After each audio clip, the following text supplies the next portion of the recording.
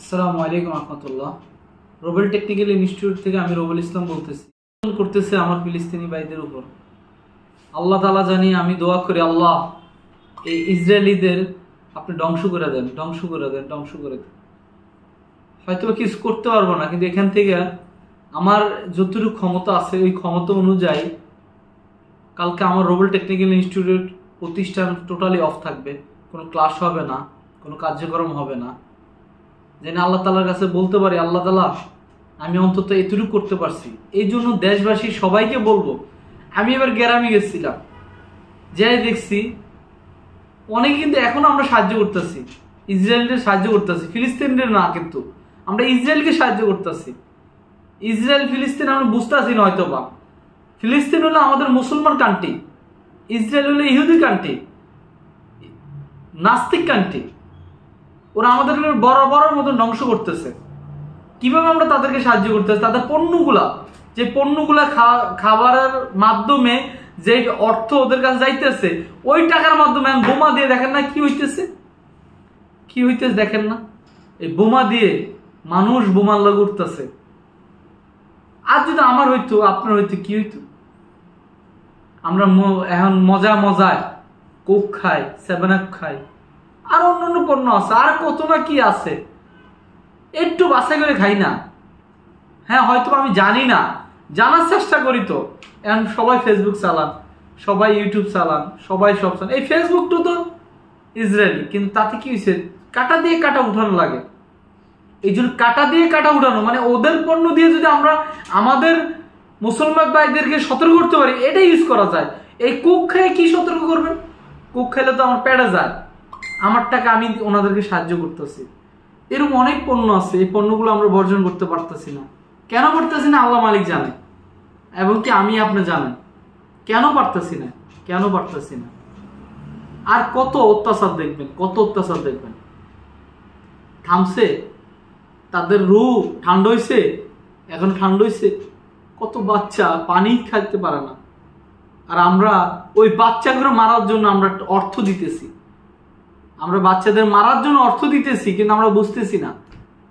আমাদের ওলামাইকরা রাত দিন মেহনত কইরা বার বলতেছে, রিসার্চ করে পাইছে এই জিনিস, ওনাদের অর্থ, ওনাদের এগুলা বানানো, ওনাদের এগুলো আমরা যদি সেবন করি অথবা খাওয়া দাওয়া করি অথবা আমরা ভোগ করি, এটা ওনাদের কাছে অর্থ যাবে।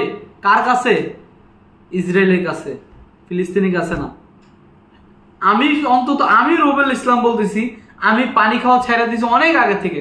জাস্ট আকিজ গ্রুপের একটা মজু কোম্পানি বলছিল একটু ফিলিস্তিনি সাহায্য করব, ফিলিস্তিনি সাহায্য করব, আমি রোবেল খাওয়া শুরু করছি। কিন্তু এই মজুটা পর্যন্ত এখন পাই না। আমরা অন্য পানি দিয়া, মানে যেগুলো আমরা এখন ঈদ চলে গেছে এর জন্য পানিটা নিয়ে আসছে বেশি, পানি না, আরো কিটক্যাট অনেক কিছু আছে যেগুলো অনবরত আমাদের বাচ্চাদের খাওয়াইতেছি, আমরা এখানে আমাদের বাচ্চাদের খাওয়াইতেছি, আর ওখানে বাচ্চারা পানি খাইতে পারে না, ভাত খেতে পারে না। কি বলবো?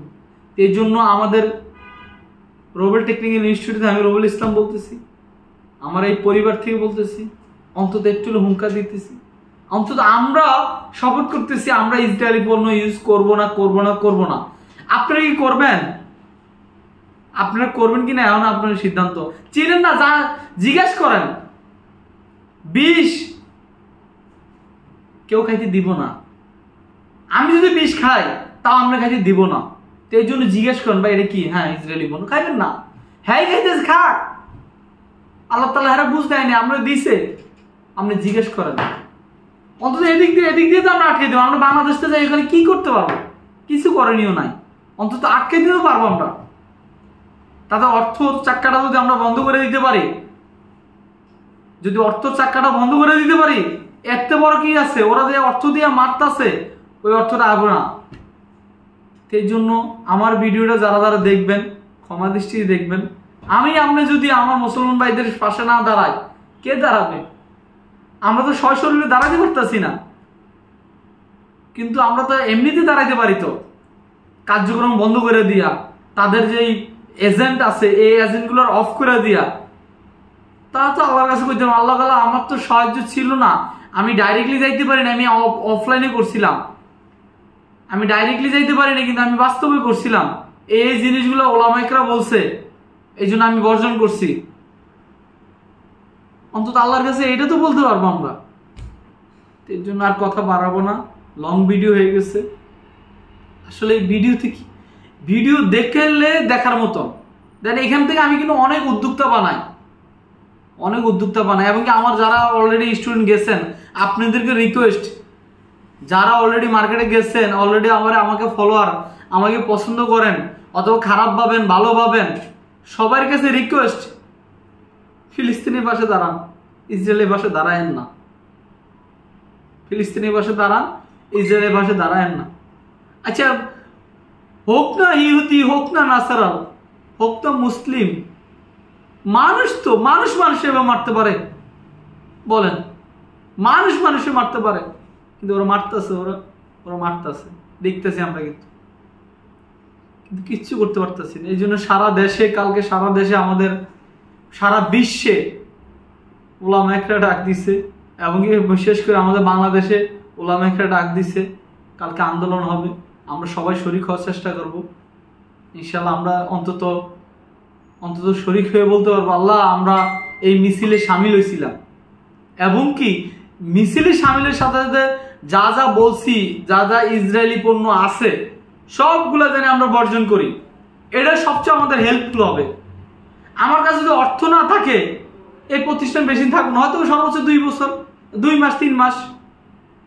যদি আমি এই প্রতিষ্ঠানে ভাড়া, স্টাফ খরচ না চালাইতে পারি, আমি শেষ।